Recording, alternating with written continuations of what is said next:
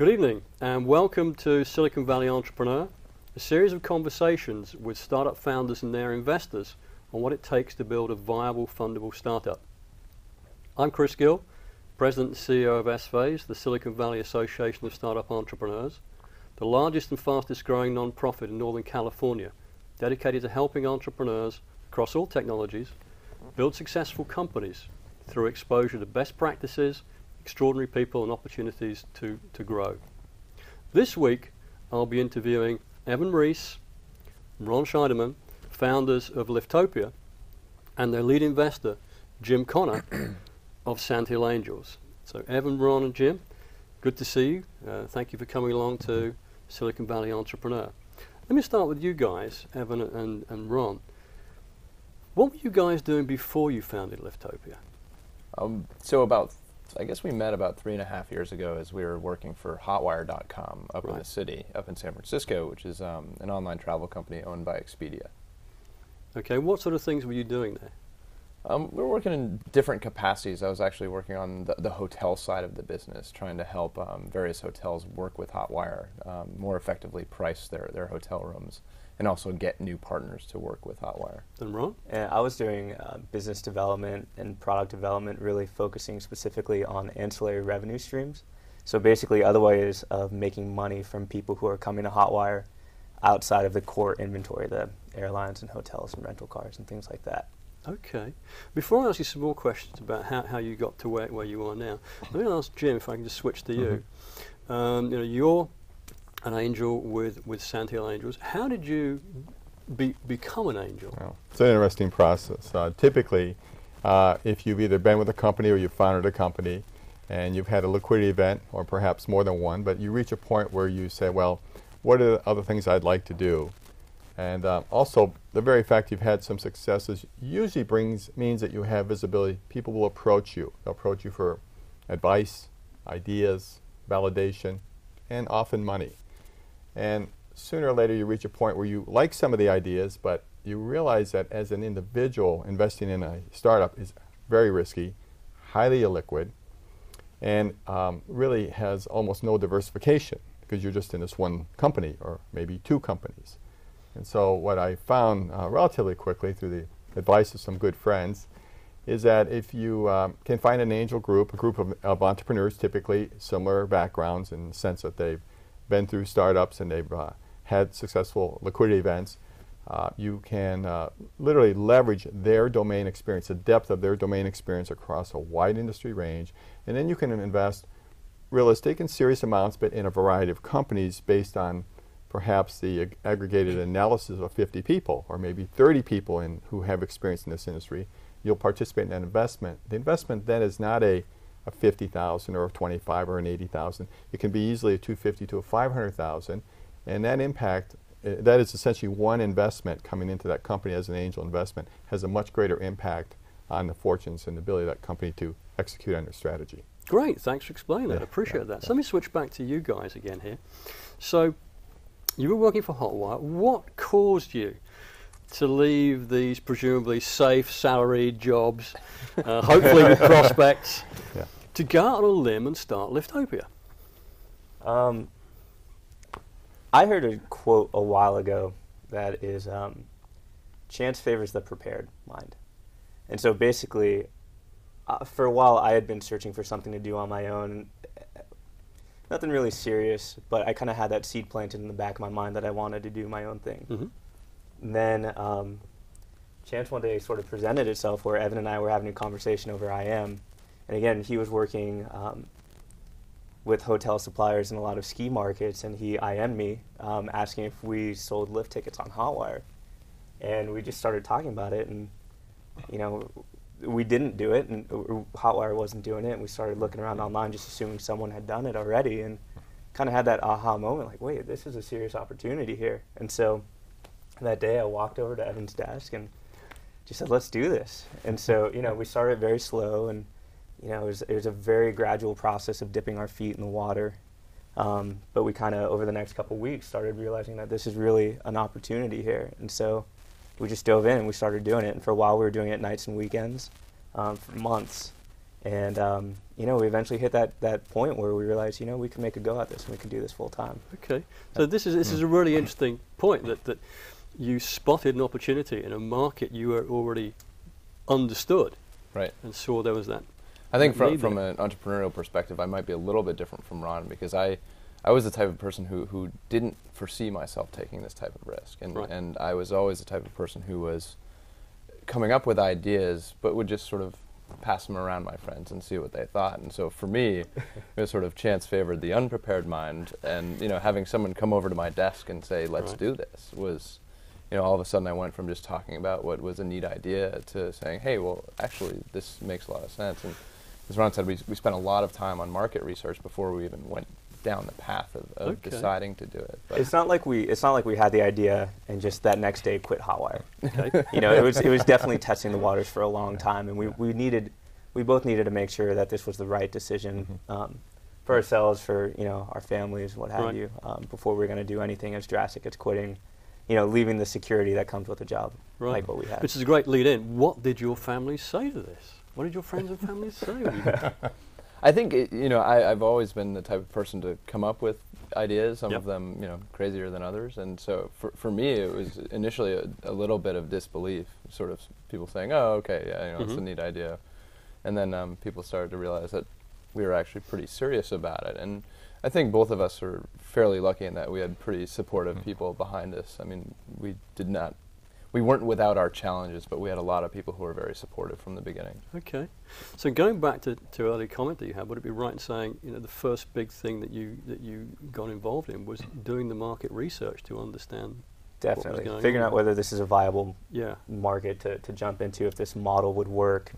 I don't know if people in the Valley still do this, but we wrote like a 50-page business plan when we started. I mean, we really, and it was actually a great process for us, because we were able to sort of, you know, once you have to define and put down on paper what it is exactly you want to do, we had to make the decision, did we want to do lodging or not, you know, and there are consequences that came with it if we decided to go down that road. And all these things we kind of ironed out as we were doing the business plan, and a huge component of that was doing the market research. So, I mean, just to put in perspective, I didn't leave Hotwire until almost like 16 months after the initial idea first started coming up in our discussions. So it was a gradual process, and we didn't even know if this would just be a little side business for us that we could just kind of do on the weekends and maybe get free lift tickets out of, or if this would really be something that we could both commit to full time. Okay.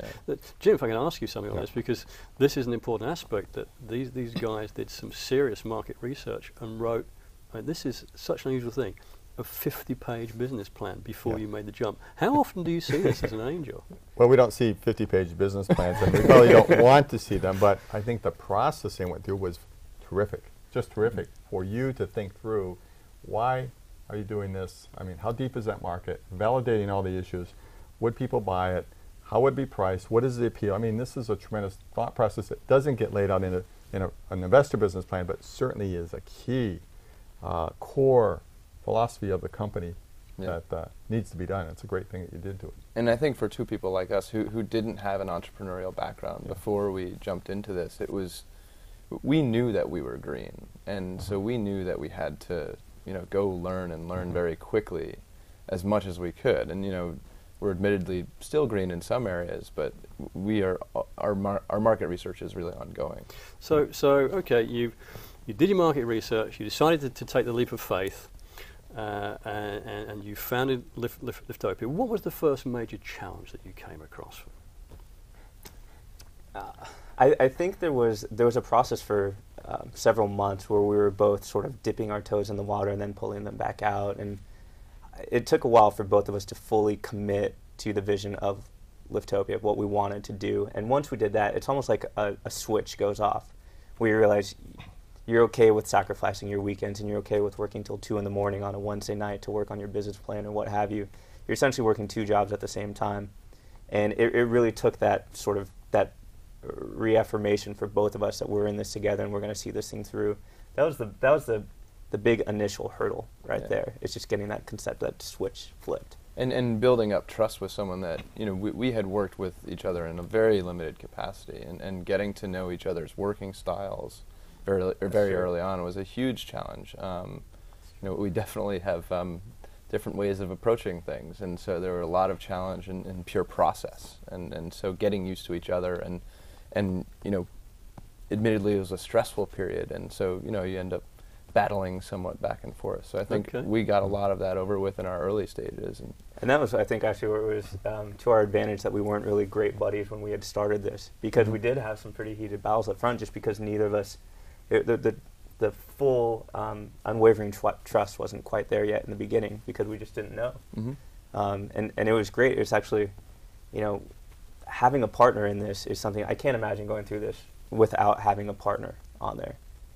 There's too many emotional pendulum swings just going back and forth, too many highs and too many lows to not share that with someone else. Right.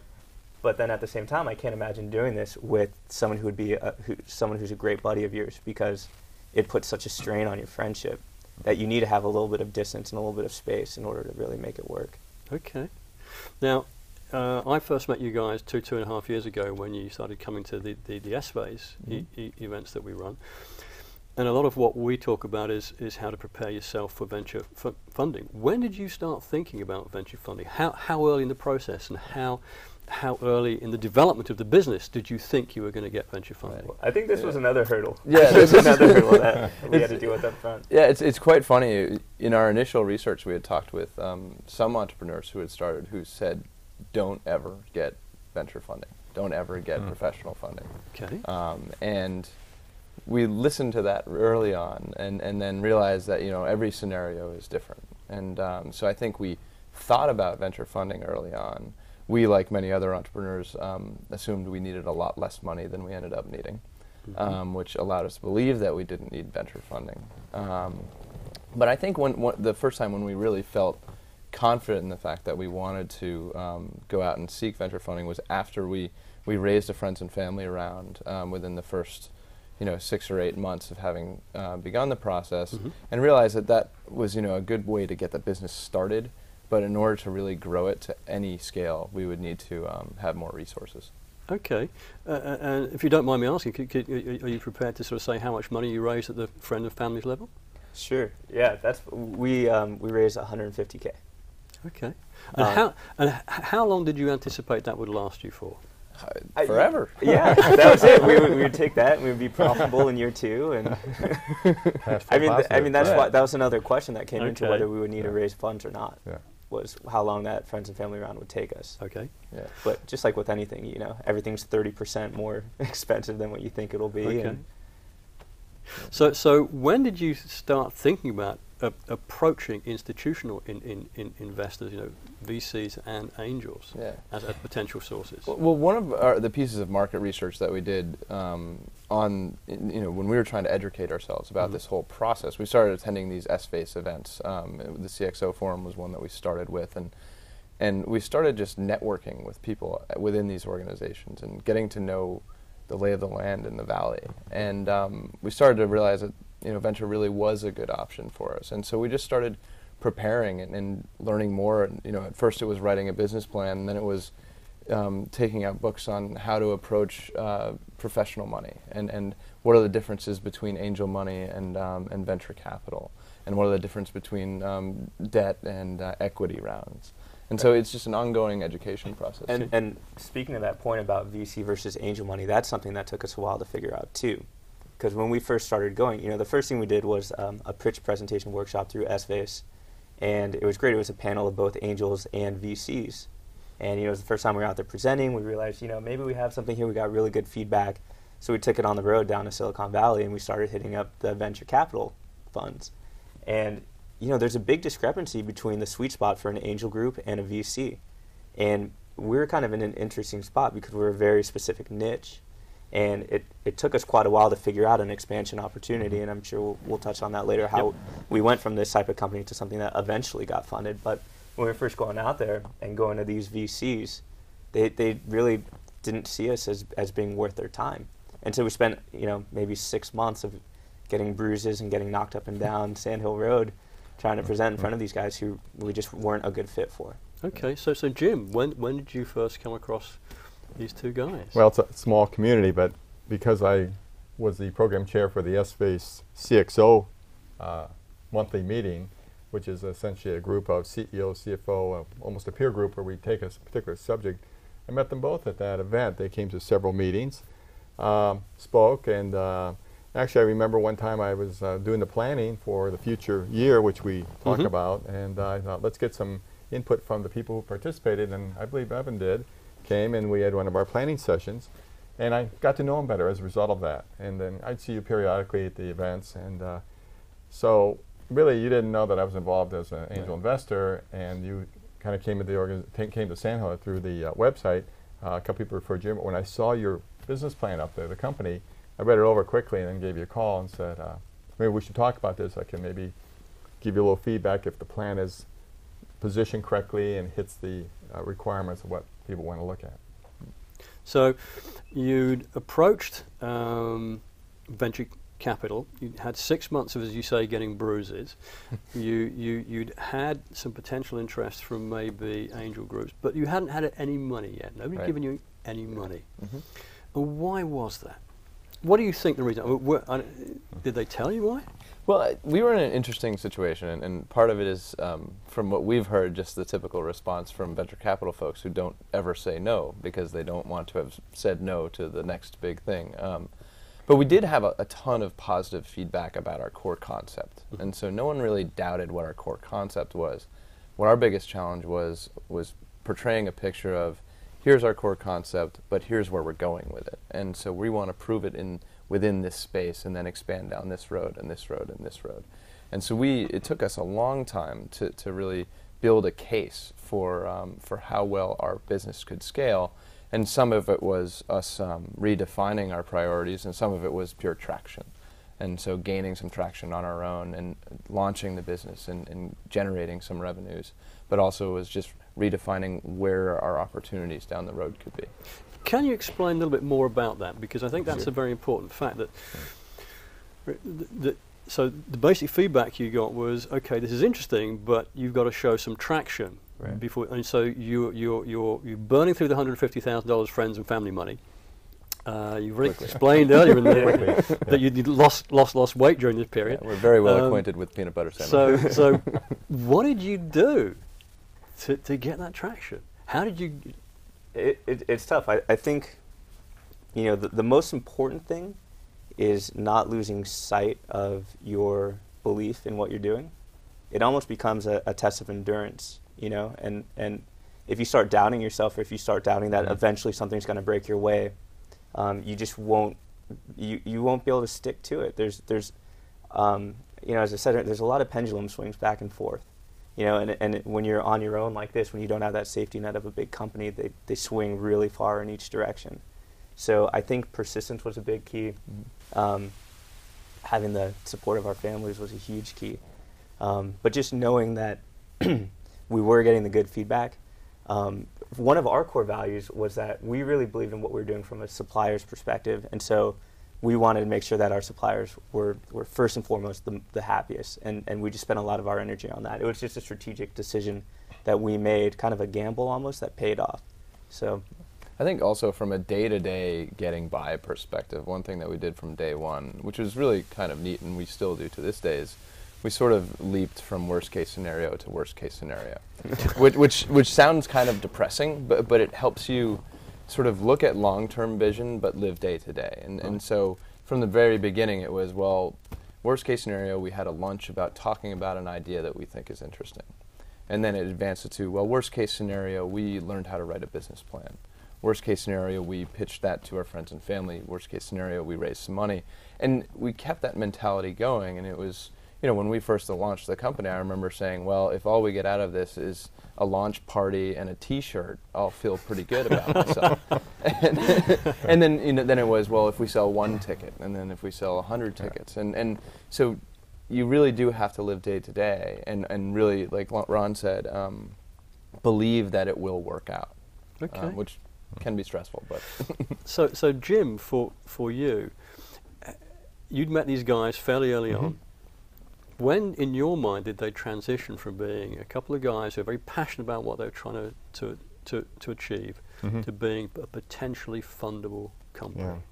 I remember now, just now, I remember we had coffee. We got together in the city in San Francisco, and we talked about your plan, and we went over that, and I just said, this just doesn't resonate well. And we took a lot of parts of your plans, and you basically trashed them. And then I said, you really got to build this out, this thought. And I think they worked very hard on that. And so then later on, when they emailed the new presentation, the new investor presentation, really I thought that they started to bring home what investors want to see. And one important thing is it was now an investor presentation versus a product presentation.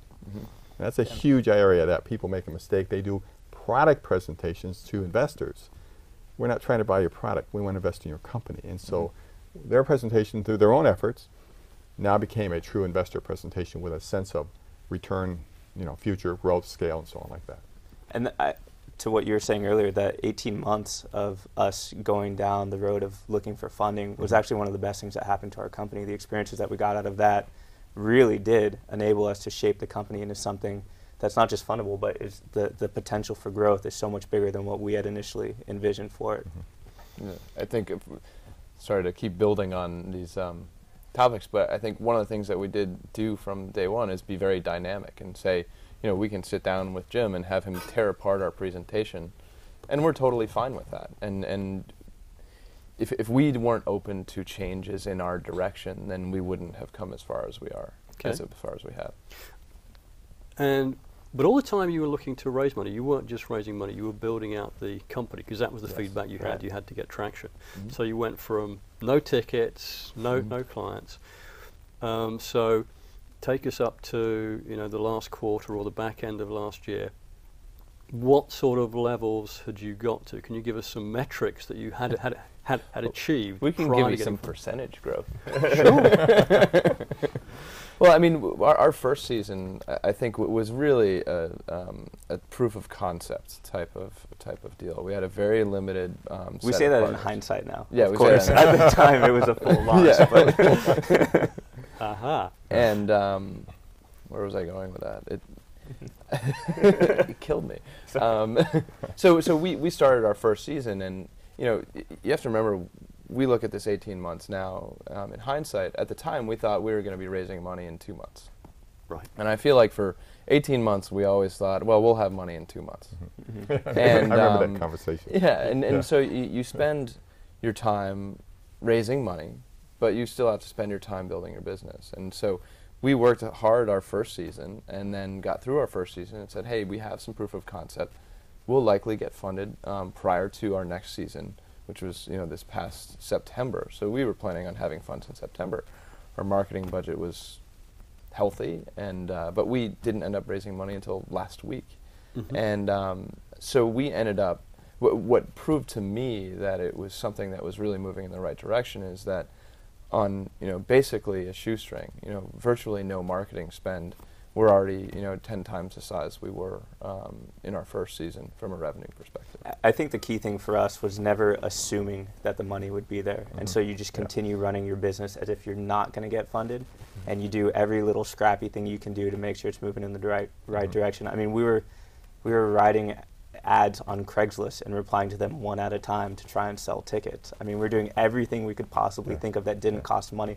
We were sending ski shops around the country, Liftopia stickers, handwriting these envelopes, and struggling because we're paying $150 on stamps to send these out to everyone. Sending handwritten thank you notes to the customers that did buy from us in the first season. And I have to say too that resonated a lot with our group. I mean, when they came in, there were just a lot of comments about, I like this. I like these guys. It was such a the gutsy thing they had done. They had just committed to keep this going. If they eat peanut butter sandwiches for lunch and dinner, fine, we're going to keep this going. And that perseverance is so admirable is appreciated, and it's admirable, and it means that if they got this far, we think they're worthwhile to fund because we like their idea, and we think they can carry it out. They're the right stuff to carry this out. And Ron hinted at this before, but we would have liked to have not eaten peanut butter for the past year, which is really no joke. But but we really are. The company is better off for not having raised money sooner. And our best practices now all have to do with the fact that we are working off of nothing. Okay, so the fact is, yes, you were able to do a close last week. In fact, Yes. we can talk about it because you put a press release out today. So, Jim, from the investor perspective, you've already said that this gained resonance from Sandhill Angels. Can you explain a little bit about the process that went through from their initial pitch to getting the check in the bank? Right, and there's some steps there. The process is they came into the website, which all companies come in. I knew them. And a couple of the people were doing some early analysis. We then had them, we do a preliminary review. We get them into a screen meeting to determine if they are ready to go to a dinner meeting. Dinner meetings where they present to all the investors in their group. They have a first cut at a screen meeting. They made it past that. They got to the dinner meeting. We coached that a little bit, practiced a little bit of what you want to present.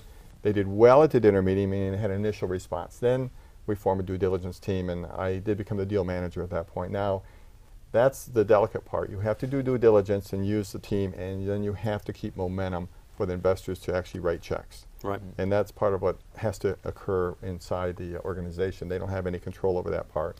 They do have control on contributing more to due diligence. Due diligence was very clean, very well done. There was complete transparency, which made our work easier, quicker. And then when it came time to write checks, we just had to get going. And once we reached a certain momentum, there was a certain minimum, we hit that, more investors came in within our group. We hit pretty much our goal, and I was able to extend some invitations to other investor groups out that received them more or less quickly, gathered them through the process. Our diligence was shared with other groups, so that helped them to pick up additional investment dollars. Okay. And once we had that signed term sheet too, it really is such a momentum swing. I mean, it just seemed like doors were opening all over the place where investors really did want us to come in and present, whereas before we were knocking on their doors asking if we could. Right. There's so much more I'd like to ask you. Unfortunately, we're out of time. So thank you, Jim, Ron, and Evan for coming along to this. It's time to wrap up the show. So thanks for coming along and sharing the experience. And thank you and good night from S-Phase and Silicon Valley Entrepreneur. And look out for our next show next month. Thank you.